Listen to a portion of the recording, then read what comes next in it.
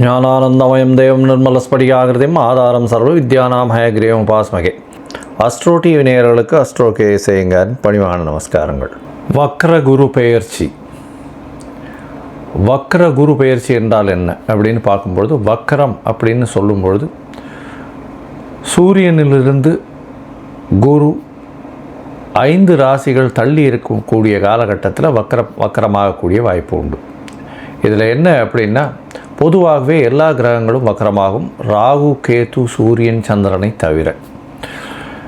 மிச்சம் இருக்கக்கூடிய கிரகம்னு சொல்லக்கூடியது பார்த்தேலையானால் மிச்சம் 5 கிரகங்கள் சூரியன், சனி, புதன், சுக்கிரன், செவ்வாய், இந்த 5 கிரகங்களும் வக்கரமடையும். ஆனால் புதனும் சுக்கிரனும் வக்கரமடையக்கூடிய காலகட்டம் பார்த்தேலையானால் ஒரு 2 ராசி தாண்டும் பொழுதே அதாவது புதன் சுக்கிரன் இதெல்லாம் 2 ராசி சூரியனை விட்டு தாண்டும் பொழுதே வக்கரகதி அடைஞ்சிரும். ஆனால் குரு சனி இந்த 2 கிரகங்களும் ராஜ கிரகங்கள், மிகவும் மெதுவாக செல்லக்கூடிய கிரகங்கள்னு சொல்லக்கூடியது. சூரியனை விட்டு 5 அதாவது சூரியன் 5 ராசிகள் தாண்டி இருக்கக்கூடிய காலகட்டத்தில் வக்கரகதி அடையும். அதற்கு பிறகு 9வது ராசியில் வக்கர நிவர்த்தி அடையும். பொதுவாகவே அப்படி பார்க்கும்பொழுது பார்த்தோம்னா, இந்த வருஷம் புரட்டாசி மாதம், குரோதி வருஷம் புரட்டாசி மாதம் 29ஆம் தேதி செவ்வாய்க்கிழமை அன்னைக்கு, அதாவது 15/10/2024 அன்னைக்கு வக்கரகதி குரு பகவான் அடைகிறார். சூரியனுடைய ஒளியை விட்டு ரொம்பவும் தூரம் போகிற மாதிரி இருக்கும். அது தவிர பார்த்தீங்களேனால் உங்களுடைய பொதுவாகவே குரு பகவான் வக்கர நிவர்த்தி பெறுறது அப்படின்னு பார்க்கும்பொழுது தை மாதம் 29ஆம் தேதி, அதாவது 11/2/2025 அந்த காலகட்டத்தில் வக்கர நிவர்த்தி அடைகிறார். சரி, குரு பகவானை பொறுத்தவரையிலும் அப்படின்னு பார்த்தாலேயானால் ஒரு ராசியை விட்டு அடுத்த ராசி போகிறதுக்கு கிட்டத்தட்ட 12லிருந்து 13 மாதம், கிட்டத்தட்ட 30-35 நாட்கள் ஒரு நட்சத்திர பாதத்தை அவர் கடப்பார். ஒரு நட்சத்திர பாதத்தை கடக்கணும்னா ஒரு கிட்டத்தட்ட பார்த்தோம்னா ஒரு 35லேருந்து 40 நாள் ஆகும். இவர் ஒரு ராசியிலிருந்து அடுத்த ராசிக்கு போகிறார் அப்படின்னு சொல்லும்பொழுது மினிமம் 12 மாதங்கள் இல்லைன்னா ஒரு வருஷத்துலேருந்து 13 மாதம் வரலும் ஆகும். இப்போ வக்கரகதியில் பார்த்தீங்கன்னா 120 நாள் வக்கரகதியில் இருக்கார். எப்போன்னா, அதாவது 15/10/2024 11/2/2025 வரை இருக்கக்கூடிய காலகட்டத்தில் வக்கரகதி அடைகிறார். இந்த வக்கரகதியில் பார்த்தீங்கன்னா மிருகசீரிஷம் 2ஆம் பாதத்திலிருந்து ரோகிணி 3ஆம் பாதம் வரலும் வரார். அதற்கப்புறம் வக்கர நிவர்த்தி ஆகிடுறது. சரி, இப்போ வக்கரம் ஆகும்பொழுது என்னென்ன பலன்களை கொடுப்பார் அப்படின்றத பார்க்கலாம். வக்கரம் ஆறுது அப்படின்னா என்ன அப்படின்னு பார்க்கும்பொழுது, பின்னோக்கி செல்லக்கூடியதாக தெரியுமே தவிர பின்னோக்கி எந்த கிரகமும் செல்லாது. ராகு கேதுவை தவிர எந்த கிரகங்களும் பின்னோக்கி செல்லாது. அதாவது சூரியனுக்கும் குருவுக்கும் உண்டான இடைவெளி அதிகமாக இருக்கக்கூடிய காலகட்டம். அதனால் பின்னோக்கி செல்வதை போல தெரியும். அதாவது 2 ட்ரெயின் பேரலாக போகும்போது ஒரு ட்ரெயினை விட நம்ம போயிட்டுருக்கிற ட்ரெயின் பின்னாடி போகிற மாதிரி இருக்கும். ரெண்டுமே ஈக்குவல் டிஸ்டன்ஸில் ஈக்குவல் ஸ்பீடில் அதனுடைய ஆர்பிட்லேயே போயின்னு இருக்கும். இப்போ பார்த்தோம்னா குரு பகவான் வக்கரகதி அடையும் போது என்ன ஆகும் அப்படின்னா, அவருக்கு உண்டான அந்த ஒரு தீட்சிண்யம் கொஞ்சம் கம்மியாகக்கூடிய வாய்ப்புகள் நிச்சயமாக உண்டு. அதன் மூலியமாக அதாவது சுபகிரகமான குரு பகவான், அதாவது அதீத சுபர்னு சொல்லக்கூடியவர், அதாவது கிரகங்களிலேயே முதல் சுபர்னு சொல்லக்கூடியவர் குரு பகவான். எந்த இடத்தில் இருந்தாலும் அவர் கெடுதலை செய்ய மாட்டார். அதனால் ஒன்று அவருடைய விஷயத்தை அவர் செய்ய வேண்டிய செய்வாரே தவிர அவருக்கு எதிர்வினையாக செய்ய தெரியாது, செய்யவும் மாட்டார். தவறான விஷயங்கள் செய்ய மாட்டார். அதனால தான் அவர் குரு பகவான் பேர் வச்சு குரு அப்படின்னு சொன்னாலே அது பெரிய ஏற்றத்தை கொடுக்கக்கூடியவர். சரி, இந்த குரு பகவான் இருக்கக்கூடிய இடம் இருக்கக்கூடிய இடத்தை விட பார்க்கக்கூடிய இடம் அதிகமாக வலுப்பெறும். தனித்த குரு, தனித்த அந்தணன் பாழ்னு சொல்லுவாங்க. தனித்த குரு இருந்ததுன்னா ரொம்ப அனலைஸ் பண்ணி அந்த இடத்துக்கு எடுத்துரும். அதனால் தனித்த குருவாக இருக்கிறதை விட அது பார்க்கக்கூடிய இடம், அதை தவிர அத்தோடு சேர்ந்த கிரகங்கள், அதை பார்க்கக்கூடிய கிரகங்கள் நல்லபடியாக இருந்ததுன்னா பெரிய ஏற்றம் கிடைக்கக்கூடிய காலகட்டம். சரி, இப்போ வக்கர குருவாக இருக்கே, இப்போ எப்படி இருக்கும் அப்படின்னா, வக்கர குருவாக இருக்கும்பொழுது என்னென்ன சுப பலன்கள் கொடுக்கணுமோ அந்த சுப பலன்களை கொடுக்காமல் நிறுத்துவார். இதன் மூலியமாக சுபங்கள் வரக்கூடியது அப்படின்னு பார்க்கக்கூடிய காலகட்டத்தில் சிறு தடங்கள் ஏற்படக்கூடிய காலகட்டமாக அமையும். இப்போ ஏற்கனவே சிறு தடங்களில் இருக்கிறவர்களுக்கெல்லாம் வந்து ஒரு நல்ல நேரமாக மாற்றமாக அமையும். அதாவது அப்படியே மாற்றி செய்யும். அதுதான் வந்து வக்கரகதியினுடைய ஒரு பெரிய நிமித்தமே. இப்போ வக்கரகதியில் இருக்கும் பொழுது என்ன அப்படின்னு பார்த்தோம்னா, சூரியனுடைய சமசப்தம பார்வையில் குரு வக்கரகதியில் இருக்கும் பொழுது அந்த காலகட்டத்தில் பார்த்தேன்னா சிவராஜ யோகம்னு சொல்லக்கூடியது அமையிறது. இந்த சிவராஜ யோகம் அமையிறதுனால என்ன அப்படின்னா, நினைத்த காரியங்கள் எல்லாமே நிச்சயமாக வெற்றி பெறக்கூடிய வாய்ப்பு உண்டு. இது எப்போ அமையும் அப்படின்னா, சூரியன் விருச்சிகத்தில் வரும்போது இந்த வருஷம் வந்து குருவும் வந்து ரிஷபத்தில் இருக்கார். விருச்சிகம்னா கார்த்திகை மாதத்தில் சூரியன் வரும்போது சிவராஜ யோகம் அமையிறது. இதன் மூலியமாக பார்த்தோம்னா நல்ல ஒரு ஏற்றம் கிடைக்கக்கூடிய காலகட்டமாக அமையும். அது எந்தெந்த ராசிக்கு அப்படின்றத ஒன்றொன்னா பார்க்கலாம். இப்போ வந்து பொதுவாகவே இந்த மிருகசீரிஷம் 2ஆம் பாதத்திலிருந்து ரோகிணி 3ஆம் பாதம் இது எல்லாமே ஒரே ராசியிலே இருக்குது. சரி, ஒரே ராசியிலே இருக்கிறதுனால வந்து இது ஒரு பெரிய மாற்றத்தை எப்படி கொடுக்கும் அப்படின்னா, வக்கரகதியில் இருக்கும்பொழுது அதனுடைய பாதங்கள் மாறுறதுனால ஒரு மாதத்துக்கு ஒரு தரம் வந்து நவாம்சத்தில் அது பாதங்கள் மாறும். மிருகசீரிஷம் 2ஆம் பாதம்னா கன்னியில் வரும். அதற்கு பிறகு 1ஆம் பாதம்னு சொல்லும்போது சிம்மத்தில் வரும். அதற்கு பிறகு ரோகிணி 4ஆம் பாதம் அப்படின்னு சொல்லக்கூடியது வந்து கடகத்திலையும், 3ஆம் பாதம்னு சொல்லக்கூடியது மிதுனத்திலையும் வரும். ஸோ இதனால் என்ன ஆகும் அப்படின்னா, அந்த நவாம்சத்தில் இருக்கக்கூடிய இடத்த வச்சு அதனுடைய பலன்களும் மாறும், பார்வைகளும் மாறும். இதனால் வந்து என்ன ஆகும் அப்படின்னா, உங்களுக்கு வரக்கூடிய பிரச்சனைகள் ஒரு மாதமோ 1.5 மாதமோ தான் இருக்கக்கூடிய வாய்ப்பு இருக்கும். ஏன்னா கன்னியிலிருந்து சூரிய பகவான் புரட்டாசி 29ஆம் தேதினா 30ஆம் தேதிக்கு மேலே அவர் வந்து துலாத்துக்கு போடுவார். துலாம், விருச்சிகம், தனுசு இதுக்கு போகிறாருன்னு வச்சுக்கோங்க. மார்கழி முடிஞ்சு அதுக்கப்புறம் வந்து தை மாதம் 29 தேதி அப்படின்னும் போது மகர ராசிக்கு போய் 29 தேதிக்கு போகிறார். இந்த 4 மாதம்னு சொல்லக்கூடியது 120 நாளை தான் வந்து பொதுவாகவே இந்த வக்கரகதி அடையிறது. சரி, குரு அப்படின்னு சொல்லும்போது அவர் வந்து காரகத்துவம் அப்படின்னு சொல்லுவோமே. ஆனால் குரு பகவானுக்கு உண்டான காரகத்துவம் புத்திர காரகன். அவர் வந்து தன காரகன். அதை தவிர வந்து தொழிலுக்கு முக்கியமானவர்.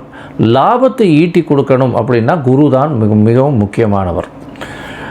தொழிலில் மாற்றங்கள் வரணும் அப்படின்னா குரு மிகவும் முக்கியமானவர். அதனால் வந்து குரு வக்கரகதி அடையும் போது இந்த 4 ஏரியாவும் பாதிக்கப்படும். அதாவது புத்திர காரகத்துவமும், திருமணத்திற்கு பாக்கியத்தையும், அது தவிர தன காரகத்துவமும், அது தவிர பார்த்தீங்களேனால் அவருடைய தொழில் ஸ்தானத்தையும், அது தவிர காரகம்னு சொல்லக்கூடியது லாபஸ்தானத்தையும் காரகத்தையும் சொல்கிறது. இந்த 4 விஷயங்களும் பிரச்சனைகளுக்கு உண்டாகும். சரி, இப்படி பிரச்சனை வரும்போது என்ன பண்ணலாம், எளிய பரிகாரம் என்ன பண்ணலாம் அப்படின்னா, குரு பகவானுக்கு உண்டான தட்சிணாமூர்த்தியை போய் சேவிச்சுட்டு வர்றது. சரி, அதற்கப்புறம் வந்து அவருக்கு ஒரு மஞ்சள் கலர் வஸ்திரம் அங்கே போய் கொடுத்துட்டு வர்றது. அதை தவிர வந்து படிக்கக்கூடிய சிறார்கள், சின்ன குழந்தைங்க, படிக்கக்கூடிய மாணவர்கள் அவர்களுக்கு எழுது பொருட்கள் இல்லைன்னா அவர்களுக்கு உண்டான படிப்பு பொருட்கள் பொருட்களாக வாங்கி கொடுக்கறது, பைசாவாக கொடுக்காம. அதை தவிர பார்த்தீங்கன்னா மஞ்சள் வஸ்திரம் தானம் கொடுக்கறது. குருவுக்கு உண்டானது இந்த அரச மரம்னு சொல்லுவோம். இந்த அரச மரம் அப்படின்னு சொல்லக்கூடியதும் முல்லை செடி இல்லை கொடி அது சொல்கிறோம் இல்லையா, அது வந்து அருகில் இருக்கக்கூடிய கோவில்லையோ இல்லை வந்து முல்லை செடி கொடியெல்லாம் வந்து ஆற்றுலையே வைக்கக்கூடியதாக இருக்கலாம். இதெல்லாம் வந்து நல்ல ஏற்றத்தை கொடுக்கும். குரு பகவானுக்கு உண்டானது மூக்குக்கடலை தானமாக கொடுக்கறது. இல்லை சுண்டல் வந்து பண்ணிவிட்டு அது வந்து கோவிலில் கொடுத்து அதன் மூலியமாக அந்த பிரச்சனைகள் எதுவாக இருந்தாலும் எளிய பரிகாரத்தின் மூலியமாக, அதாவது சுண்டல் பண்ணி தட்சிணாமூர்த்திக்கு வியாழக்கிழமை பண்ணி கொடுக்கறதுனால நல்லது.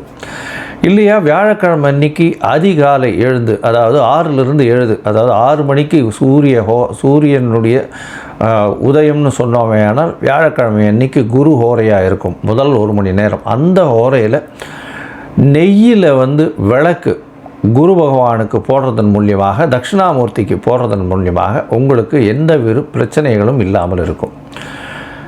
இல்லைன்னா நீங்கள் படித்த ஆசிரியரை போய் வணங்கிட்டு வர்றது, அருகில் இருக்கக்கூடிய மடாதிபதிகள் இவர்களை போய் வணங்கிட்டு வர்றது, இதன் மூலியமாக உங்களுக்கு எந்த ஒரு பிரச்சனை வந்தாலும், அதாவது குரு வக்கரத்தின் மூலியமாக அது வக்கரம் பிரச்சனைகள் இல்லாமல் செல்லக்கூடும். அதுவும் பண்ண முடியல அப்படின்னா மிகவும் எளிய பரிகாரம் அப்படின்னு சொல்லக்கூடியது வந்து பார்த்தீங்களேயானால் காயத்ரி மந்திரம். இந்த காயத்ரி மந்திரம் அப்படின்னு சொல்லும் பொழுது குரு பகவானுக்கு உண்டான காயத்ரி மந்திரத்தை ஒரு நாளைக்கு 3 தடவையாவது ஜபிக்கிறதன் மூலியமாக இந்த காயத்ரி மந்திரம் ஒரு நல்ல ஏற்றத்தை கொடுத்து உங்களுக்கு மாற்றத்தை நிச்சயமாக கொடுக்கும். சரி, இப்போது ஒரு ராசியாக மேஷம் முதல் மீனம் வரை இந்த குரு வக்ர பெயர்ச்சி என்ன செய்யும் அப்படின்றத பார்க்கலாம். அதற்கு முன்னாடி என்னுடைய மொபைல் நம்பர் கீழே ஸ்க்ராலிங்கில் போயின்னு இருக்கும். உங்களுக்கு அஸ்ட்ராலாஜிக்கல் கன்சல்ட் தேவைப்பட்டதுன்னா எனக்கு ஃபோன் பண்ணுங்க. உங்களுடைய date, time, place of birth, உங்களுடைய பெயர், தாய் தகப்பனார் பெயர் கொடுத்து இல்லையானால் ஜாதகத்தை போட்டு சந்தி இருக்கான்னு முதல்ல பார்த்துட்டு, அதாவது நட்சத்திர சந்தி, பாத சந்தி, அதை தவிர லக்ன சந்தி ஏதாவது இருந்ததே ஆனால் அதற்கு பிறகு அதை கரெக்ஷன் பண்ணிவிட்டு அதற்கு அப்புறம் உங்களுடைய தசாபுக்தி அந்தரம் சூக்ஷ்மம் இன்றைய காலகட்டத்தில் இருக்கக்கூடிய கோச்சாரத்தின் வழியாக உங்களுக்கு என்ன பலன், எளிய பரிகாரம் என்ன அப்படின்றத சொல்கிறேன். இப்போது மேஷம் முதல் மீனம் வரை வக்ர குரு 2024 எப்படி இருக்குன்றதை பார்க்கலாம். இந்த குரு காயத்ரி அப்படின்னு சொல்லக்கூடியது ஓம் ரிஷபத்வஜாய வித்மஹே கிருணிஹஸ்தாய தீமஹி தன்னோ குரு பிரச்சோதயாத் அப்படின்ற மந்திரத்தை ஒரு நாளைக்கு 3 தடவை சொல்கிறதன் மூலியமாக பிரச்சனைகள் எல்லாம் குறையும். அது இல்லையா, இன்னொரு காயத்ரி மந்திரம் அப்படின்னு சொல்லக்கூடியது ஓம் குருதேவாய வித்மஹே பிரம்மானந்தாய தீமஹி தன்னோ குரு பிரச்சோதயாத் அப்படின்ற காயத்ரி மந்திரத்தையும் சொல்லலாம். இதில் ஏதாவது ஒன்று டெய்லி ஜபிச்சின்னு வர்றதும் ரொம்பவும் விசேஷம். ஒரு நாளைக்கு 3 தடவை சொல்கிறதன் மூலியமாக உங்களுக்கு வரக்கூடிய வந்த பிரச்சனைகள் எல்லாமே கண்டிப்பாக சென்றுவிடும். மேஷம், அஸ்வினி, பரணி, கிருத்திகை இந்த 3 நட்சத்திரம் 9 பாதங்களை கொண்ட ராசி. ராசியின் அதிபதினு சொல்லக்கூடியவர் செவ்வாய் பகவான். இந்த வக்ர குரு பெயர்ச்சி, அதாவது புரட்டாசி மாதம் 29ஆம் தேதி 15/10/2024 தை 29ஆம் தேதி 11/2/2025 வரலும் உண்டான காலகட்டத்தில் பார்த்தீங்களேனால் உங்களுடைய ராசிக்கு 2ஆம் இடத்துல குரு பகவான் வக்கரகதியில் இருக்கார்.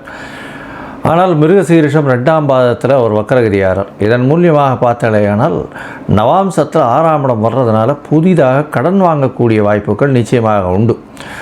இந்த காலகட்டத்தில் கடன் வரக்கூடிய வாய்ப்புகள் நிச்சயமாக இருக்கும். புதுசாக தொழிலுக்குன்னு கடன் வாங்கக்கூடிய வாய்ப்பு, அது தவிர புதிய வேலை கிடைக்கக்கூடிய வாய்ப்புகள் நிச்சயமாக இருக்கும். கணவன் மனைவிக்குள்ள அந்யோன்யம் நிச்சயமாக நல்லபடியாக இருக்கும். பேச்சில் நல்ல நளினம் இருக்கும். குடும்பத்தில் நல்ல ஒரு ஏற்றம் இருக்கக்கூடிய காலகட்டமாக அமைய போகிறது. இந்த வக்கர பயிற்சியில் பார்த்தீங்கன்னா உங்களுடைய ராசிக்கு 5ஆம் இடம்னு சொல்லக்கூடிய நவாம்சத்தில் 5ஆம் இடத்துல, அதாவது சிம்மத்தில் மிருகசீரிஷம் 1ஆம் பாதத்தில் குரு பகவான் வரும்பொழுது ஒரு நல்ல ஏற்றம் இருக்கும். எப்படி இருக்கும் அப்படின்னா, உங்களுடைய ராசிக்கு சப்தமத்தில், அதாவது இப்போ 8ஆம் மாதம் அப்படின்னு சொல்லக்கூடிய 8ஆம் இடத்துல சூரியன் வரும்பொழுது சிவராஜ யோகமும் வருது. இதன் மூலியமாக நீங்கள் நினைத்த காரியங்கள் அத்தனையும் வெற்றி பெறும். என்னென்ன காரியங்கள் அப்படின்னா, படிக்கக்கூடிய மாணவர்களுக்கு பெரிய ஏற்றம் கிடைக்கும். தொழிலில் பெரிய ஏற்றங்கள் இருக்கக்கூடிய காலகட்டமாக இருக்கும். தொழில் மூலியமாக அதீத லாபங்கள் வரக்கூடிய வாய்ப்புகள் உண்டு. இருந்தாலும் மூத்த சகோதரர்கள் மூலியமாக சிறு சிறு பிரச்சனைகள் நிச்சயமாக வரக்கூடிய வாய்ப்புகள் உண்டு. பணவரவிற்கு பஞ்சம் இருக்காது. தொழிலில் அபரிவிதமான ஒரு பெரிய ஏற்றம் கிடைக்கும். அது தவிர பார்த்தீங்களேனால் உங்களுடைய ராசிக்கு 7ஆம் இடத்துல, அதாவது ராசிக்கு 7ஆம் இடம் 8ஆம் இடம்னு சொல்லக்கூடிய இடத்துல சூரியன் இருக்கிறதுனாலையும் வக்கரகதியில் குரு இருக்கிறதுனாலையும் சிவராஜ யோகம்னு சொல்லக்கூடியது அமைகிறது. இதன் மூலியமாக நீங்கள் நினைத்த காரியங்கள் அனைத்தையும் வெற்றிகரமாக செயல்படுத்துவீர்கள். பண வரவிற்கு பஞ்சம் இருக்காது. பணத்தில் நல்ல ஏற்றம் இருக்கக்கூடிய காலகட்டமாக இருக்கும். குடும்பத்தில் மகிழ்ச்சியான நிலைமை இருக்கும். குதூகலம் அமையக்கூடிய வாய்ப்புகள் நிச்சயமாக உண்டு. குழந்தை பிராப்தி ஏற்படக்கூடிய வாய்ப்புகள் உண்டு. அதாவது குடும்பத்தில் பார்த்தீங்கன்னா கணவன் மனைவிக்குள்ள நல்ல ஒரு அந்யோன்யம் இருக்கும். வெளியூர் வெளிமாநிலம் செல்லக்கூடிய பாக்கியம் நிச்சயமாக கிடைக்கும். அது தவிர தொழிலில் ஒரு பெரிய அபிவிருத்தி இருக்கும். மாற்றங்கள் ஏற்படக்கூடிய வாய்ப்புகள் உண்டு. புதிய முயற்சிகள் நல்ல ஒரு ஏற்றத்தை கொடுக்கக்கூடிய காலகட்டமாக அமைய போகிறது. அது தவிர பார்த்தீங்கன்னா உங்களுடைய ராசிக்கு நவாம்சத்தில் 4ஆம் இடத்துல வரக்கூடிய, அதாவது கடகத்தில் வரும்பொழுது, உங்களுக்கு ஒரு நல்ல ஏற்றம் கிடைக்கும். தாயின் மூலியமாக சொத்துக்கள் வரக்கூடிய வாய்ப்புகள் நிச்சயமாக உண்டு. தாயின் மூலியமாக சொத்துக்கள் வரும். படிக்கக்கூடிய மாணவர்களுக்கு பெரிய ஏற்றம் கிடைக்கக்கூடிய காலகட்டமாக அமைய போகிறது. அது தவிர பார்த்தீங்கன்னா குடும்பத்தில் நல்ல ஒரு ஏற்றம் இருக்கக்கூடிய காலகட்டம். பேச்சு, தனம், வாக்கு ஸ்தானத்தில் வக்கர குரு இருக்கிறதுனால சிறு சிறு பிரச்சனைகள் இருக்கும். சயனங்கள், அதாவது தூக்கம் கெடக்கூடிய வாய்ப்புகள் உண்டு. செலவுகள் நல்ல கண்ட்ரோலில் இருக்கும். செலவுகள் என்ன ஆனாலும் உங்களுக்கு பண வருமானம் மிகவும் அதிகமாக இருக்கக்கூடிய காலகட்டமாக அமையப்போகிறது. புதிய தொழில் அமையும். தொழிலுக்காக கடன் வாங்கக்கூடிய பாக்கியம் நிச்சயமாக இருக்கும். பார்ட்னர்ஷிப் தொழிலில் நல்ல ஏற்றம் இருக்கக்கூடிய காலகட்டமாக இருக்கும். வெளிநாடு போய் படிக்கக்கூடிய மாணவர்களுக்கு வெளிநாடு போய் படிக்கக்கூடியதுக்கு அவங்களுக்கு என்ன சொல்கிறது, பேங்க்லேருந்து என்ன ஃபாரின் ஃபண்ட்ஸ் வரணும்னா அது வரும். ஏன்னா வெளிநாட்டில் போய் படிக்கிறதுக்கு ஸ்காலர்ஷிப் வேணும் அப்படின்னா காலேஜ்லேயே கொடுத்து ஸ்காலர்ஷிப் கொடுத்து படிக்க வைக்கக்கூடிய வாய்ப்புகள் நிச்சயமாக உண்டு. இதை தவிர பார்த்தலையானால் உங்களுக்கு உங்களுடைய ராசிநாதன் ஆன செவ்வாயினுடைய நட்சத்திரத்திலேயே குரு பகவான் வக்கரமாக இருக்கிறதுனால உடல்நிலையில் சற்று பின்னடைவு ஏற்படக்கூடிய வாய்ப்புகள் நிச்சயமாக உண்டு. அது தவிர இளைய சகோதரர்களோட சிறு சிறு மனக்கசப்புகள் ஏற்படக்கூடிய வாய்ப்புகள் நிச்சயமாக உண்டு. இதற்கு மேலே பார்த்தலையானால் தொழிலில் அபிவிருத்தி இருக்கும். பார்ட்னர்ஷிப் தொழிலில் அதுவும் தந்தையின் மூலியமாக வந்த தொழிலில், அதாவது தந்தையின் மூலியமாக ட்ரெடிஷ்னலாக பார்ட்னர்ஷிப் தொழிலில் இருக்கிறவங்களுக்கு சிறு சிறு பிரச்சனைகள் இருக்கக்கூடிய காலகட்டமாக அமையப்போகிறது. மொத்தத்தில் பார்த்தலையானால் இந்த மேஷராசிக்காரர்களுக்கு நல்ல ஒரு ஏற்றமான காலம். பணவரவிற்கு பஞ்சம் இருக்காது. உடல் நலத்தில் சற்று பின்னடைவு இருக்கும். அதை தவிர பேச்சில் நல்ல கனிவு இருக்கும். பேச்சிலேயே எல்லாவற்றையும் சாதிக்கக்கூடிய காலகட்டம். தொழிலில் அபிவிருத்தி இருக்கக்கூடிய காலகட்டம். லாபங்கள் அதிகமாக இருக்கக்கூடிய காலகட்டம். படிக்கக்கூடிய மாணவர்கள் வெளிநாடு போகக்கூடிய காலகட்டமாக அமையும். அதை தவிர குடும்பத்தில் நல்ல ஒரு வெற்றி செய்தி வரும். இந்த இதில் அதாவது வக்கர பெயர்ச்சி, அதாவது வக்கர குரு பகவான் வக்கரகதியில் இருக்கிறதுனால நல்ல ஒரு ஏற்றம் கிடைக்கும். நீங்கள் ஆலங்குடி போயிட்டு குரு பகவானை போய் தரிசிச்சுட்டு வர்றதன் மூலியமாகும் சிறு சிறு எளிய பரிகாரங்கள், அதாவது உங்களுடைய தசாபுக்தி சரியில்லைன்னா சிறு சிறு எளிய பரிகாரங்கள் செய்கிறதன் மூலியமாகும் உங்களுக்கு ஒரு நல்ல ஏற்றமான காலமாக இந்த 4 மாதம் அமைய போகிறது.